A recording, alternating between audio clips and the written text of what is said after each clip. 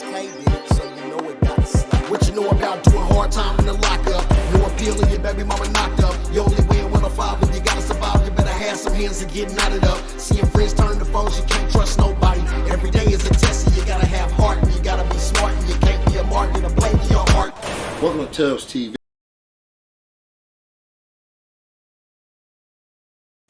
Hey, what's up, YouTube?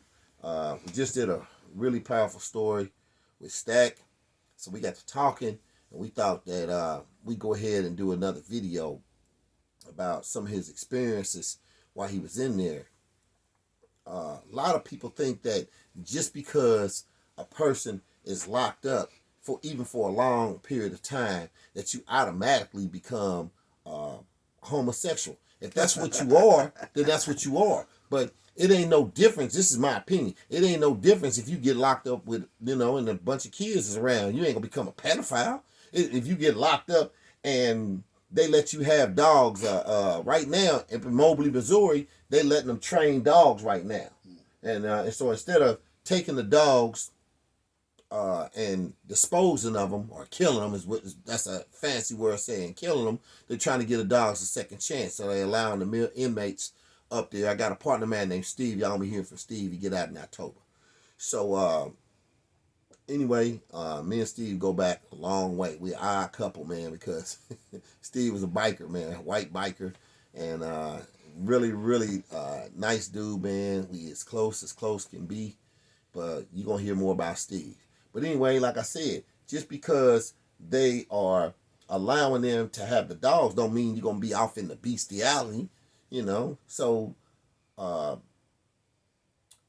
lot of times, man, when you get in that situation, I remember when I was, locked up, man, I had this guard, man. She kept coming by the cell. She had a nice body on her, though. Ugly motherfucker, man. You know what I'm saying? But I really didn't want to be bothered with it, man, because I had my wife, my wife had moved up there, man, and she made a lot of sacrifices for me. And so this guard, man, she would wake me up all the time. I remember one time, man, I was in the cell, and back then, I was pretty buff, had a little six pack. So I'm in the cell just doing some push-ups. And anyway, I get up, and she come up there, and she reach her hand out and touch my stomach. So when she did that, I kind of had mixed emotions, because I'm like, man, I want to try to reciprocate that. What if she starts screaming, yelling, waiting? And then sometimes you get a guard that like you, and you develop a relationship. And so when you was down, did you ever have that kind of encounter when you, ran across a guard and y'all developed any kind of relationship? Yes. I mean, that's, especially in federal prison, man. It's like, when I first went in, they sent me to Minnesota, Rochester, Minnesota. Uh-huh.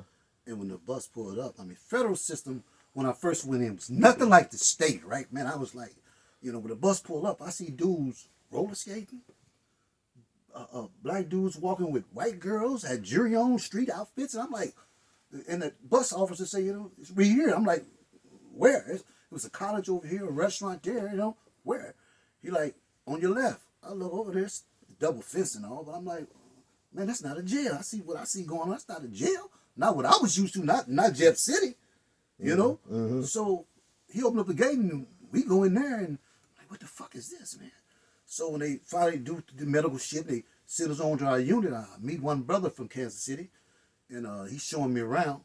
And so we go over into the hospital unit, and we going up the elevator, and this white girl get on one floor, and she hi, and we like, hey, and the door closed. He take his hand and run up the back of her dress, and she jerk around and look. He said, oh, this cool. This is my homeboy. She said, oh, hi. Turn around and start kissing him. I'm like, what the fuck? And she like, and he like, oh man, it's like that here, man. Okay. I'm like, no shit, And so there, it was popping. Dudes were doing their thing. I didn't do anything there because I had too many visits coming. And at that time, you could sneak in and have, do something with your girl, you know what I'm saying? Mm-hmm. So I had a few girls coming to see me. Okay. So it was cool to that aspect. But eventually, I knew then that the feds was nothing like the state, because this is a resort. And I heard about this in the state prison, that the feds is a resort. I never believed it. Right. So when I get there, I'm like, wow, this is a resort for real. Fans ain't bullshitting, you know. It had roller skating, ice skating, cross country skiing. What kind of jail has this shit? No shit. You know, so I'm Okay. like, wow. So what I do, how I mess up, get out of there, is that I put in a transfer because I'm thinking that all the federal system is like this place. Ah. So I put in for a transfer to get it closer to home to Springfield, Missouri. You know, not knowing how Springfield is, you know. But when they came back and told me, well, it was denied, but you did get a transfer. And I'm like, where? And they said El Reno. And El Reno at that time was the holdover spot where everybody come through. And it was wild as fuck, like the state prison. I've been there. Yeah, you know, motherfuckers whooping niggas, stabbing niggas, raping niggas. I mean, it was all there. Yeah, right? So this was definitely the state here. And I'm like, oh, fuck no. What the fuck I'm going to El Reno for? You know, but they said, well, this is where they sending you. I said, like, fuck it, cool, you know. So I said, I got to go and be who I became in the state prison, right? Right. So they sent me to El Reno. And, you know, we doing our little banging and shit. Kansas City against California. Kansas City against the white boys. Kansas City against this. You know, and Kansas City was probably the deepest people up there at the time, like 250 deep, 250 people deep. But within that 250 deep, you had sections of Kansas City. It was only like, let me see, me, Tet, Hershey, Dreamer. It was like maybe 7 of us that hung together. Okay. You know, and we were the ones that put the work in. I mean, get the knives, make the knives. We'll stab up something. We didn't give a fuck, right? Because we know we got all this goddamn time. I got a life sentence, fuck. I'm dying in this motherfucker. I don't give a fuck, man. You send me here and I'm going to be who I am. That's my thing. Wherever you at, act according to where you are. Yeah. If you in church, praise God. You know what I'm saying? You at a party, you dance. You at a camp, a low level like Minnesota, keep cool. You come to El Reno, pick that knife up. Gladiator. You know what I'm saying? It's definitely gladiator school. Because you had every state coming in this motherfucker. So you got to do some every state, you know, and everybody, you know, trying to hold their ground down, you know. Yeah. But, so one day, I mean, the officers work, they got women working in there, and one day, they put this guy named, that's how I met Hershey. They put Hershey in my room, you know. And when I come in from my job, he's standing there, leg twisted, chest blew up, you know, he's standing Crip style, right? Right. So when I go in the room and I said, "Damn, bro, what's up? They put you in my room?" He's like, "Yeah, you know, I'm like, you know, little guy, slim. He was slim at the time. He ain't now, but then now he's ripped the fuck up. But then he was slim, right?" He said, "Yeah." I'm like, "Oh yeah." I said, "Damn, bro, you a Crip or something?" "Yeah." "Where you from?" "Kansas City." "And you a Crip?" He said, "Yeah." I said, "Okay." I said, "Well, check this out, brother. We don't play that shit here." I said, "Nigga, shit kick off. We beef with California." I said, "Either nigga, you gonna ride with motherfucking Cali or you gonna ride with Kansas City?" "Well, I'm with Kansas City." I said, "Well, nigga, deflate your chest and twist your motherfucking foot around." He said, "Oh, okay, man, you know." And he cool. He being cool. We working out together and weights and everything. Yeah. He my roommate. We kicking it. So one day, the officer, I don't know if I should give her a name though, but yeah, I don't set her out. Yeah, I don't set her out like that. I say her name is Andrea. Okay. So Andrea came by, and we stand up in our cubicles to count. She's standing there, and all the other side, they're going to go down and come around. And she whispered out the side of her mouth, "Come see me kind of clear." And I look. I said, "What she talking to you, Hershey?" You know, because she never ever really spoke to me. She actually always had an attitude, right? Nice looking lady, man. I mean, she was I would have had her on the street, right? Right. So, I said, "Who's she talking to?" She said, "I'm talking to you." I said, "What?" She said, "When come clear, you come to my office and see me." I'm like, "What the fuck I do?" Right? Right. So, they did the count, they cleared the count. I go up to the office, knock on the door, I go in, and she give me this Tupperware dish, right? And I said, "What's this?" She said, "Steak and potatoes and, you know, and cabbage and stuff." I said, "Huh?" She said, "Just let me know what you think." She gave it to me. I'm like, it's automatically, I'm a man. Your horns come up like, oh shit, I might be able to get this shit, right? Right. You know what I'm saying? Shit. So I take the food. I didn't really want the shit. I take it because I'm seeing what I can do with this. Right. You know, so I get the food and everything, and I go heat it up. It tastes like shit. I mean, she might see this video. I'm sorry. You know. Go ahead. I threw it all out, cleaned the boat, took it back. I said, "Damn girl, you tell your mother she can burn for real." She said, "My mother done fix that smiling, right?" I said, "You bullshitting." She said, "I did that." I said, you ain't doing it like this. She just asked. She's smiling, feeling good. We came. She said, I see you work out all the time. Right. I said, yeah, I'm in the gym all the time. If I ain't playing basketball, I'm working out. You know, woo, woo, woo. And she said, well, you know, I be trying to work out, but it's hard for me to do those diamond push-ups. Those are real easy. You know, we just kicking a bobo. She said, why don't you come back up here tonight and we go into the back room, one of these back rooms back here, and work out with me. I'm like, all right, cool. I'm going to do that. Now, see in there now, you don't want to tell nobody what you're doing because they're not only snitching out here, they snitching like a motherfucker in there. Oh. You know what I'm saying? So, you know, I'm like, cool, I'm going to keep this to myself. But I did tell my boy, Hershey now. Right. I said, I need you to watch the door because I'm going to go back here with her and work out with her. You know what I'm saying? Right. He like, yeah, nigga, work out. I said, yeah, definitely I'm going to try to hit that. Ain't no question, nigga. But I'm going to see what's going on. Right. But long story short, we go to the back room. Mm-hmm. And, you know, we doing a little exercise, push-up, jumping jack. We working out in the back room. And she said, now, the diamond push-ups, I get down and I pop the diamonds off for her, you know. And she like, oh, I can't do it. Look, she get down and she try to get it. She fall down. I said, hold on. So I straddle the back of her, right? Right. And I hold her waist. That's all right. What you do now, you go down slow and I'll pull you up. You're going to shock your muscles. I'm going to pull you up. He said, okay. So she go down and I'm down with her. She come up, I'm up with her. I'm standing on the butt, right? Right. And I'm like this, right? I'm like, ooh, this bad motherfucker here. But I don't try nothing. But so she gets on the table, do some crunches. She gets there, cross her legs, you know, and that thing just sitting back there looking at me, right? And I'm sitting like, ooh, wait. But I don't want to make a move because if I do wrong, I know I'm going to the hole, you know. Right. Touch You got to let her initiate. Yeah, I want to, but I can't do it. Yeah. But this goes on for like, 5-6 days straight. You know, so I tell my boy, I said, hey, dog, I'm going to hold tonight, man. Fuck this, man. He said, what? I said, man, I'm going to try it tonight, man. Just fuck, see what happens. Because, I mean, she's bringing me in shit, man. She letting me grind on her when she go down, you know what I'm saying? Right. I'm going to try it, man. He said, all right, man, fuck it. I said, watch that door, man. So, cool. She go down, we do the exercise. She on that table, cross her legs again. Boom, right? And I'm looking. And she said, what you looking at? I look at her, I said, you know what I'm looking at, girl. Quit playing with me. She said, boy, shut up. I reached across and I started kissing her, had my hand and grabbed that thing back there. She said, wait a minute, let me take my stuff off.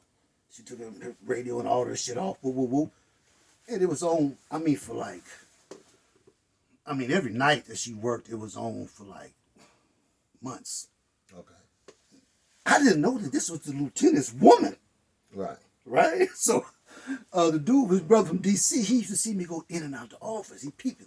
So he pulled me up one day. He like, yo, Stat, man, you fucking Miss Nichols? I mean, oh, shit. Said her name. But hey, fuck it. Hey, I'll bleep it out, man. Yeah. Don't worry about All right, that. so he said, man, you fucking no girl? Maybe. Yeah. You fucking no girl? I said, man, no, man, you know, she on pussy, man. We just be talking about bras all the damn time. Her friends, she gonna try to hook me up with one of them, shit like that. He like, oh yeah? I'm like, yeah. So I see him a couple times going in there trying to holler at her. Ah, You know how man, dudes come do. on, This is what man. dudes do. But Okay. she don't, you know, females on the street the same way. They see who they want. That's who they want. Yeah. Right. So next thing you know, I'm sitting there one day and I see Lieutenant coming in the outdoor. I see him coming in. He got to come down the hall. So he get coming over. I stand up and I say, so y'all ain't got more paper and pencils? I'm like, this is crazy. I said, he come in. I'm like, man, I don't understand this. I say, LT, man, why y'all ain't never got pencils and paper? That's when we need it. You know, he just looking at me because the dude that told him that you need to watch your woman, man. She's messing with somebody over there. So I'm the dude that he see in there a couple times now. So he trying to figure out who exactly. it is. So he thinking it's got to be him. He don't ever say nothing to me. He just looks at me every time on the yard, you know. So this one last big time I'm in there, you know, and I grab some envelopes. He come in, see me again. He just look at me. The very next day they called me to R&D, you know. But before I get to that part though, there was this brother named Vic out of Cali, you know, because the white girls was loving brothers that worked there, you know, and he had her on. He had her, man, you know. Now, she was a guard too? Yeah, she was a guard. Okay. And so one night she worked on unit, so I guess her and Andrea had kicked it, you know, about what they doing. So she decided she want to holler at me, right? Right. She come there, she wake me up, come around the office and see me, right? Like, damn, what's up? You know, so I said, what's up? Nice looking white girl though, right? I said, what's up? She like, you know, just, you know, want to holler at you, you know, see what's up with you. I said, look, I can't fuck around like that with you. She said, what you mean, why? I said, because you fuck with Vic. She said, okay. I said, Vic fuck boys. Vic got that package. Oh. You know, he got that AIDS. I said, I can't. I said, he got that package. I can't do nothing with you. You know, I leave one out the office. But then, the very next day after Andrea, they called me to R&D. I go up there, I say, yeah. They give me a green bag. You know, I'm like, this is the bag that you pack all your stuff in. Oh, man. You know, and get shipped out, right? I'm like, what's that? They said, you been transferred. I said, transferred? I ain't asked for no transfer. They said, you're pack out. You transferring out of here. I'm like, what the fuck? So they packed me out, took her off the compound until I was gone. You know. Oh, the one you turned down. Yeah, no. Oh, the other one. Andrea. Okay. You know, they took her off his woman. You know, took her off the compound, and then they said, no, I was shipped out. They put her back, boy wrote me, they put her back on the yard. But after you was gone. After I was gone. Mm-hmm. So they sent me to Memphis, FCI Memphis. And I was like, wow, these sisters up here was tough. Hey, man, these bras were so fine. And all of them was fucking. It wasn't a one of them that wasn't fucking somebody. If you had that money, because at that time they sold money in the compound. Quarter rolls, dime rolls, and nickel rolls. Yeah, when I was in Leavenworth camp. You could have quarters up there, you know. Baby's mama used to bring me big things of change, and it was actual money. Yeah. And then, of course, you know, she brought me paper money. Right, which was worth more. It was worth more. Yeah. Wasn't really supposed to have paper money, but I had plenty of that, man. And and because in the feds, man, when I was in there, you couldn't have your own TV. You couldn't have your own phone. But I had my own TV, had a small little TV. She brought it up there, snuck it in there to me. I had my own phone. Everybody was waiting in the phone line, man. Waiting in the phone line. I had my own cell phone. And, you know, shit. I didn't want to sell dope while I was in there. Because I didn't want to take a chance of her getting caught. Because, you know, right, dude, yeah. tell her she going to get a case because they will prosecute her. Yeah. But the one thing that I did do was she used to bring this film in there. And when she brought the film in there, you could go to a Walgreens on Tuesdays and Thursdays and get a double roll. So she would take and bring me 10 rolls. Said, bring me 10 rolls of film, and she brought me this $20 camera. So that $20 camera, because in Leavenworth, man, you can only take your picture one spot. They got a rock, and you got to take your picture by that same damn rock.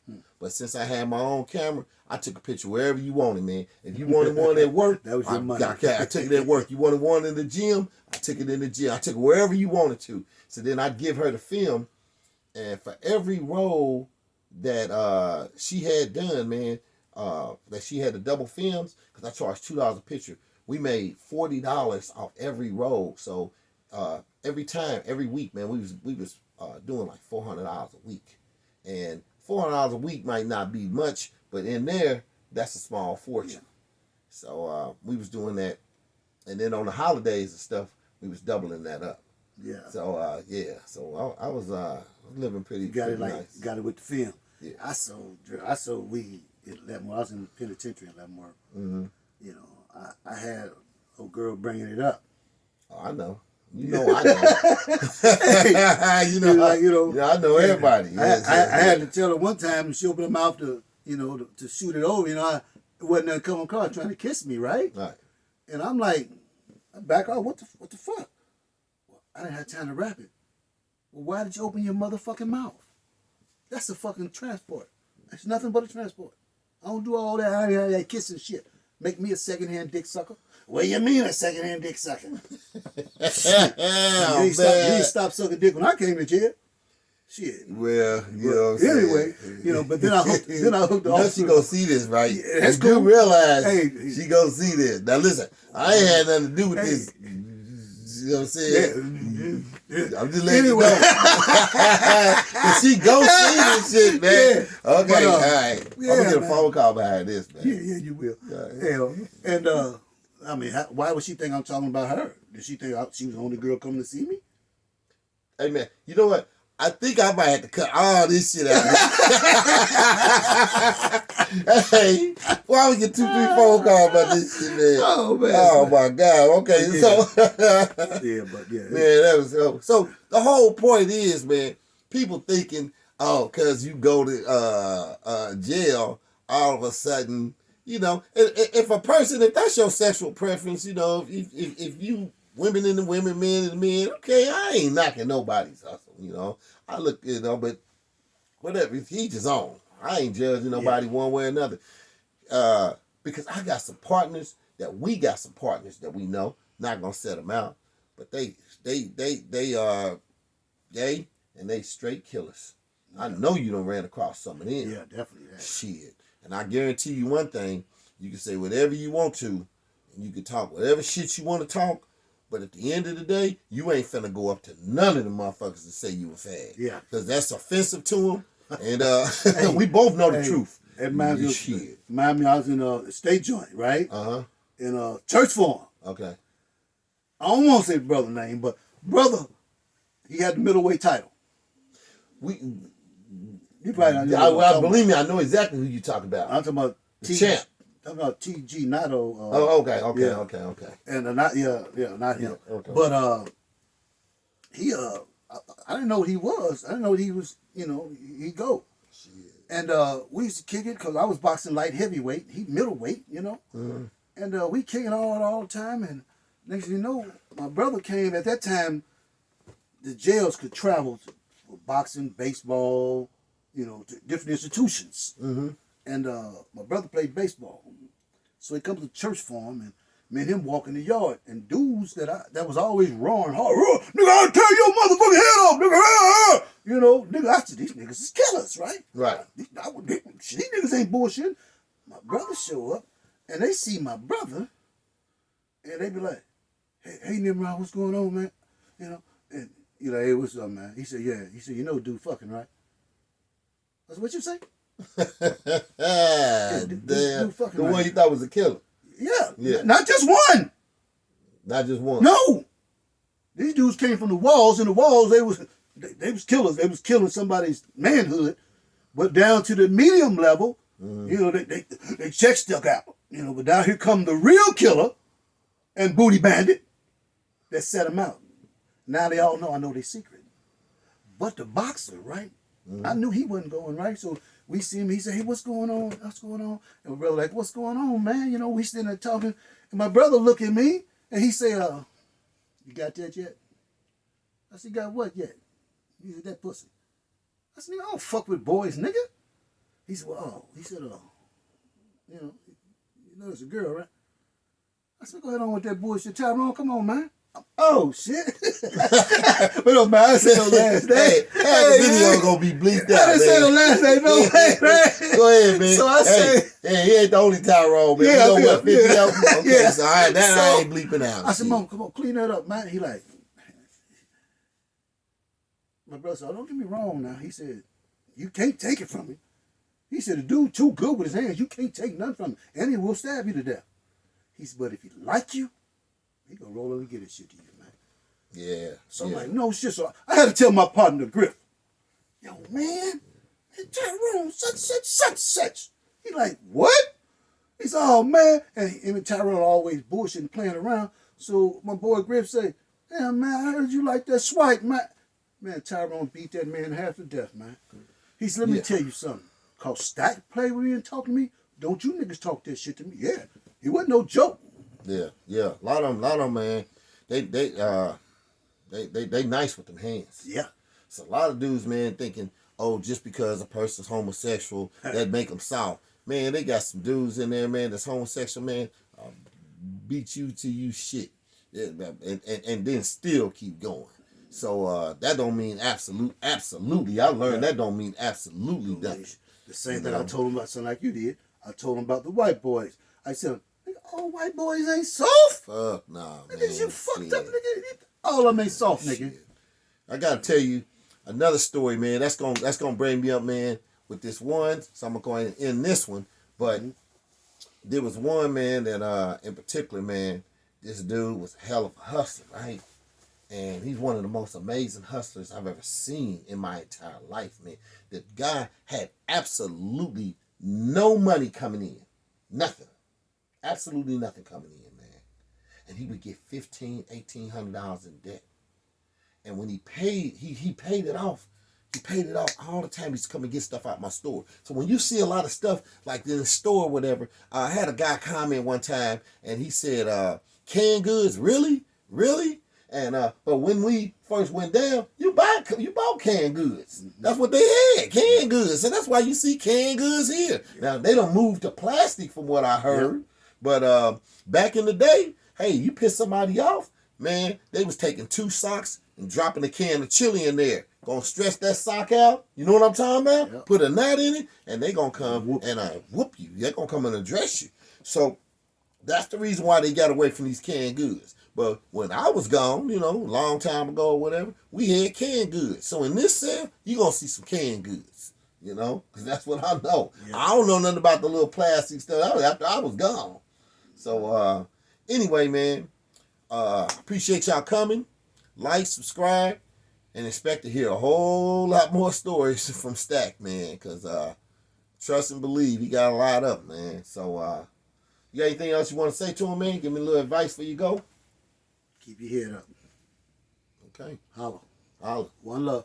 One love. All right. Peace. Like, subscribe, comment. Peace out.